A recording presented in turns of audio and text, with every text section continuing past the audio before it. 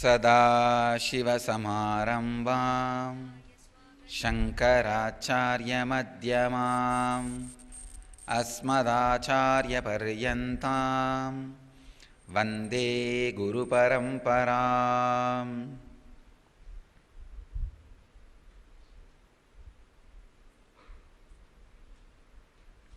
I welcome you all with my love and respects. Let's enter into today's sutra.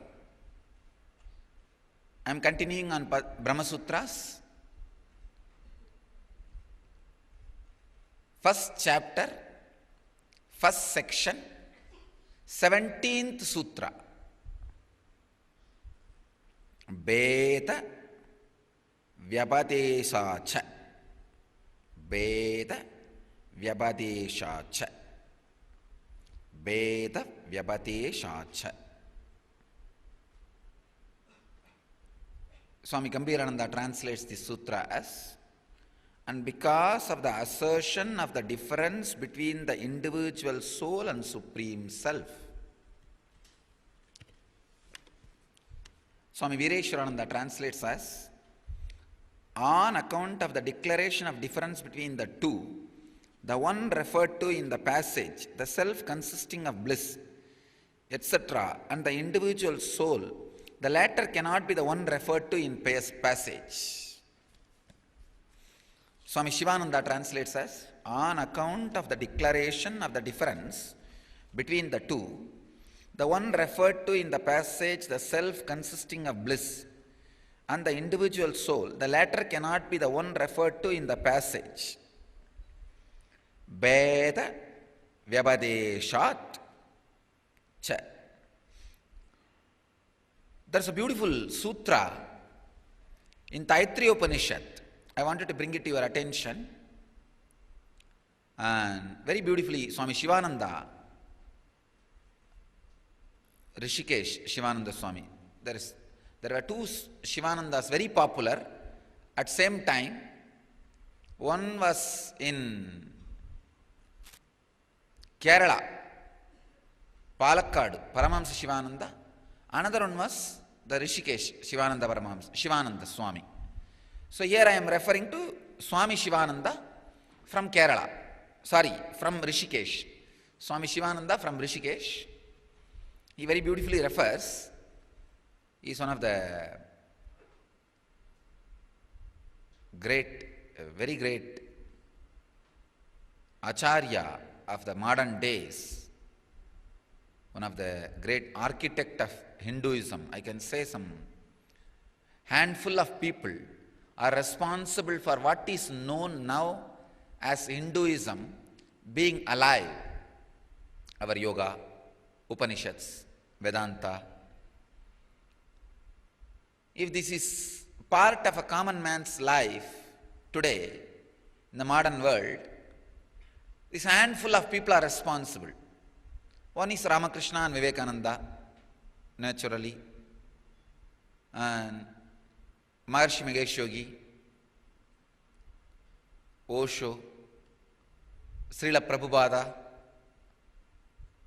I will say that in my experience, I will put Swami Shivananda in that level.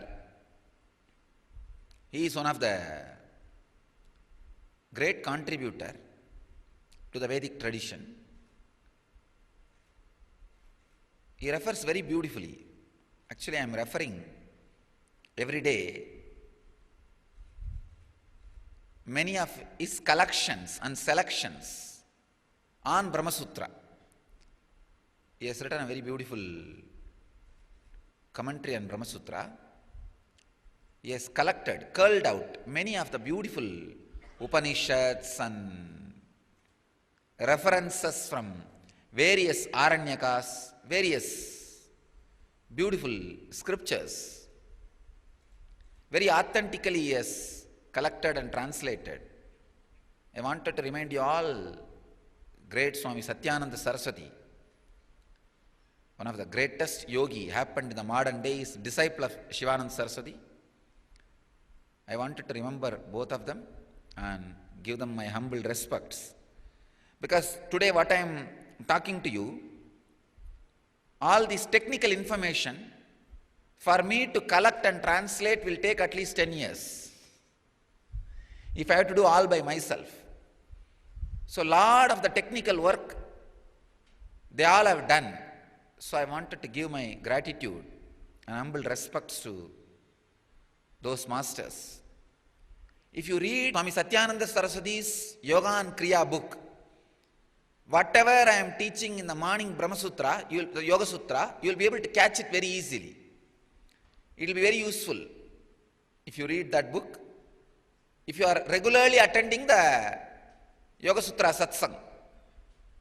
And same way, if you read Swami Shivananda's Brahma Sutra translation, it will really help you to grasp more whatever I am sharing in the Brahma Sutra Satsang.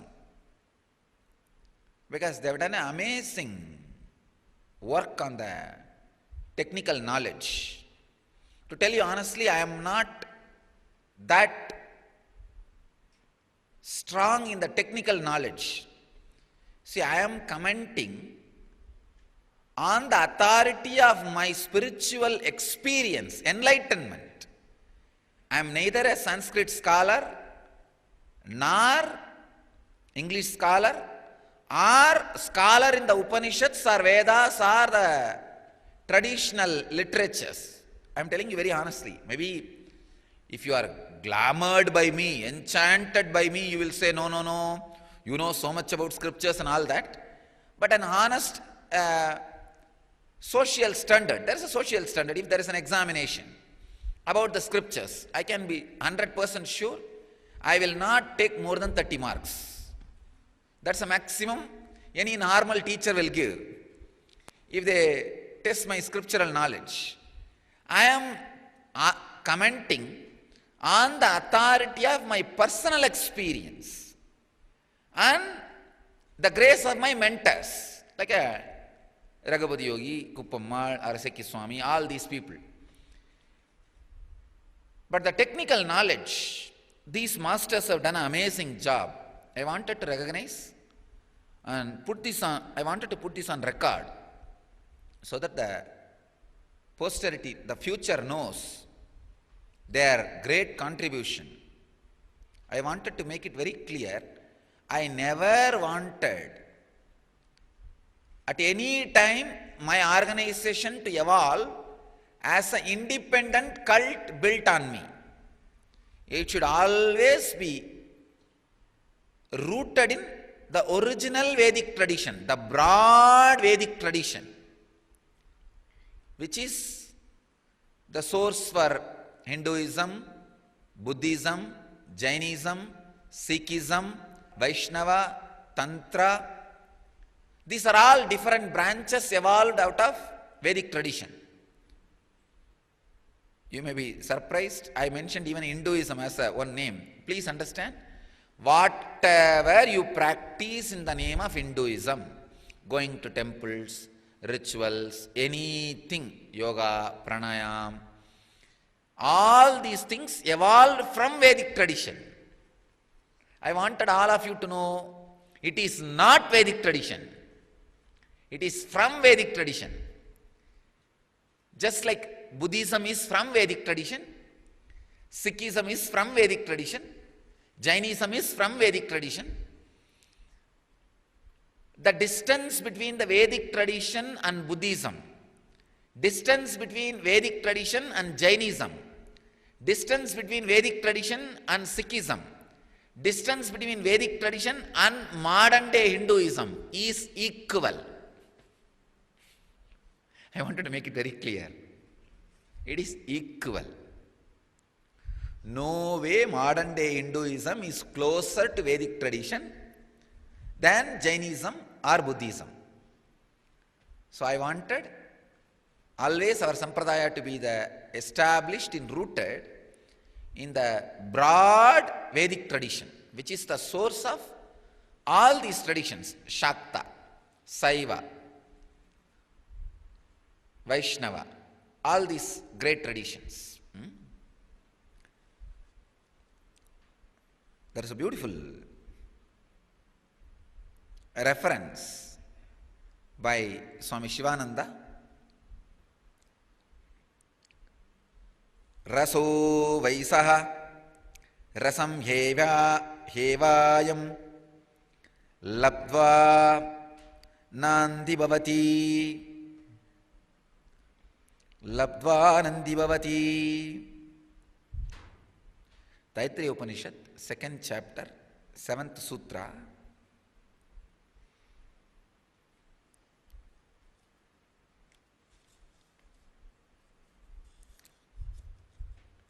If you don't understand, it's okay. I'm just putting it on record. But I'll translate and give you the complete meaning in course of the discourse. See,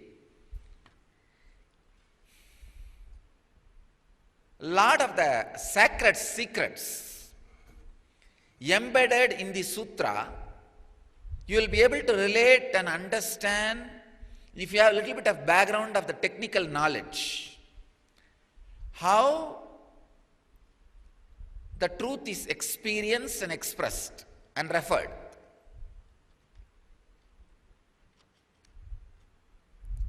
Raso vaisaha rasam hevayam labdvanandi bhavati. That which is attainted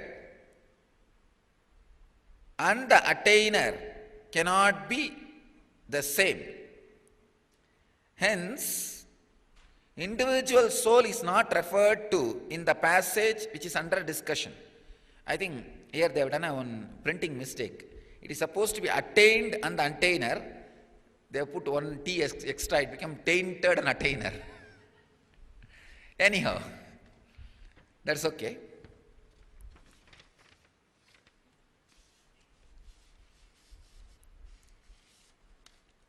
Now let me enter into the sacred secret embedded in the sutra.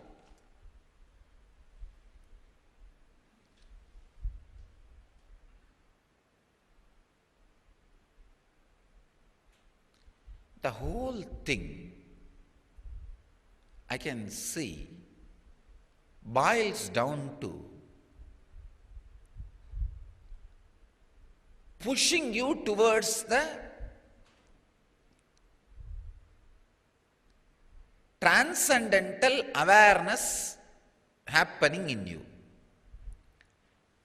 Constantly Vyasa, Badarayana, is getting you back to the transcendental awareness. If I have to reveal the sacred secret, if I have to reveal what I am going to talk for next half an hour, for example, you say, Swamiji, next half an hour I don't have time to sit, I have to run for the other work. Can you just tell me in one statement so that I can hear and run? I am going to say, get back to witnessing consciousness. That's all, which I am telling for last 10 years. This is the sacred secret in the sutra. Basically, Patanjali is trying, Vyasa, Badarayana, Vyasa, is basically trying to push you to the truth. Do not be satisfied in the space where the attainer retains even a scratch of individual identity.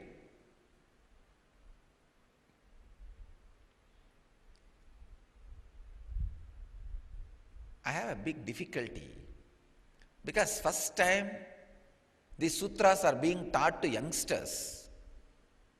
Always the sutras were taught to some old Buddhas who can't do anything further.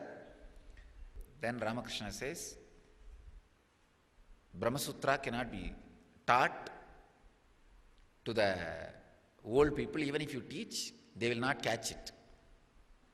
Please understand, when I use the word here Brahma Sutra, I use the word more like the process of awakening the inner space. Unfortunately, always it was taught to the old people. So almost their tiredness is taken as non-ego state. But first time, I am talking about Brahma Sutras to youngsters. That is why so much of difficulty. Lot of difficulty because the modern day youngsters have to live continuously asserting their ego. Every moment the survival itself becomes ego based. You see, that is why even creation of the wealth, it is not creation, it is more like a grabbing. How much you can lie and cheat your boss and grab, that's all. It's all about grabbing. It has nothing to do with creation.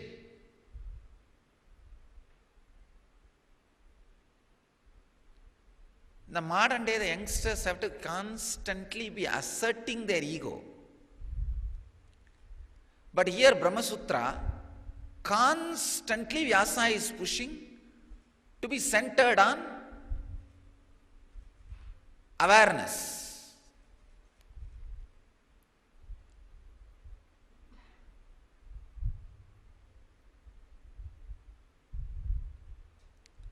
Actually, if you are centered on awareness, you will be able to create wealth out of creativity and have a deep satisfaction, fulfillment.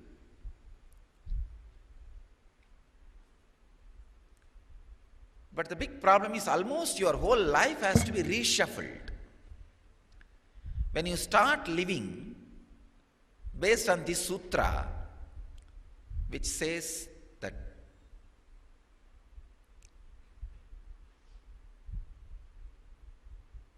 be established on the space where the achiever and achieved is one and the same.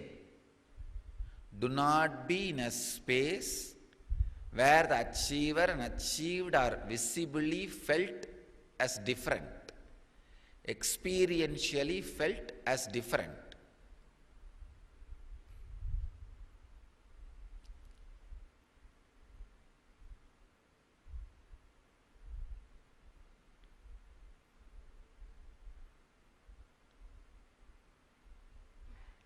A continuous drive.